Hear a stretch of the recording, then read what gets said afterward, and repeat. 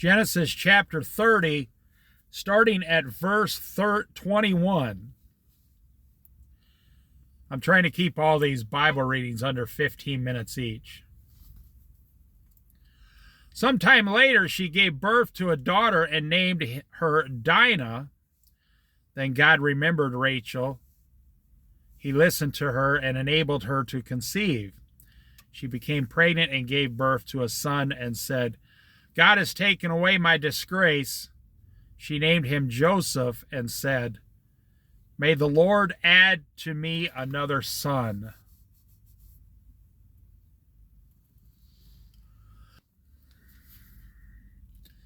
After Rachel gave birth to Joseph, Jacob said to Laban, send me on my way so I can go back to my own homeland. Give me my wives and children for whom I have served you, and I will be on my way. You know how much work I have done for you. But Laban said to him, if I have found favor in your eyes, see, the father-in-law doesn't want him to leave because Jacob is like a gold mine. Jacob is making all of them extremely wealthy. The father-in-law's false idols is not working. But Jacob's God of Abraham, Isaac, and Jacob is working. God is working. The false idols they worshiped before he got there never worked. Give me my wives and my children for whom I have served you, and I will be on my way, for you know how much I have done for you. But Laban said to him, the father-in-law, if I have found favor in your eyes, please stay. I have learned by divination that the Lord has blessed me because of you. Well, you don't need divination. That divination is evil. The only thing you need is common sense.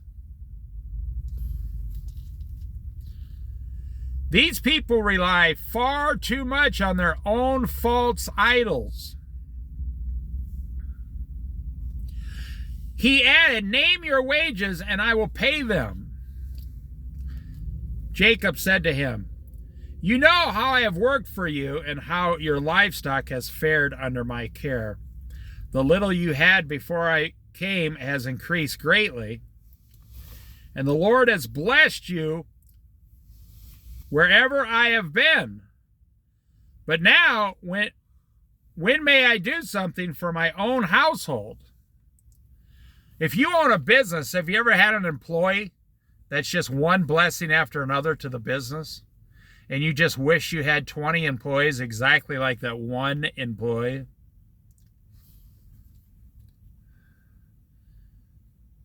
What shall I give you? Said the father-in-law. Don't give me anything, Jacob replied. But if you will do this one thing for me, I will go on tending your flocks and watching over them. Let me go through all your flocks today and remove from them every speckled or spotted sheep, every dark-colored lamb, and every spotted or speckled goat. Now, this is actually, most people don't understand this. This is an example of what Jesus has done. In this verse here, this is Jesus, an example of Jesus. Because the speckled and spotted ones, you see, these were not the pure ones without spot or blemish. Jacob's taking the worst of the worst. That's what Jesus Christ, he took the worst of us sinners. And he made us as white as snow, perfect. So God is going to turn, he's going to use these animals, and next time he's going to start making pure animals out of these animals. You see, God is going to bless Jacob, and Jacob, his father-in-law, is not wise enough to understand what's happening. They will be my wages, and my honesty will testify for me in the future. Whenever you check on the wages you have paid me, any goat in my possession that is not speckled or spotted, or any lamb that is not dark colored, will be considered stolen. Agreed, said Laban his father. Let it be as you have said.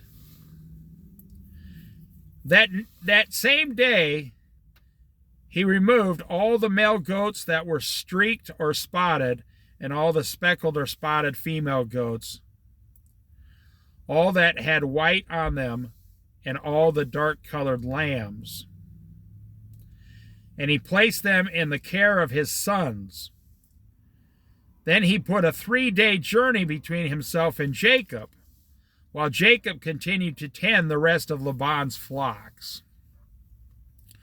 Jacob, however, took fresh cut branches from poplar trees, almond and plane trees, and made pure white strips on them by peeling the bark and exposing the white inner wood of the branches.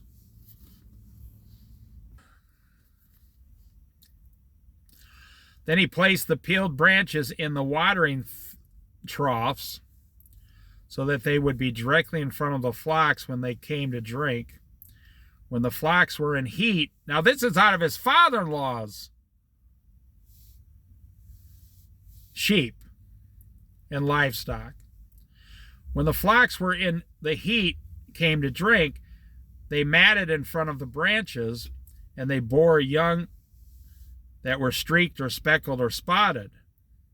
Jacob set apart the young of the flock by themselves, but made the rest face the streaked and dark-colored animals that belonged to Laban. Thus he made separate flocks for himself and did not put them with Laban's animals. Whenever the stronger females were in heat, Jacob would place the branches in the throws in front of the animals so that they would mate near the branches. Now, in my opinion, it's not, there's no scientific thing that says, this is the hand of God is doing this. The branches aren't doing this. It's the hand of God is making them spotted or speckled or streaked. See how many times on this earth we think we're doing the work, but we've done nothing really. Only God has done it. But we give ourselves credit. We don't give God credit.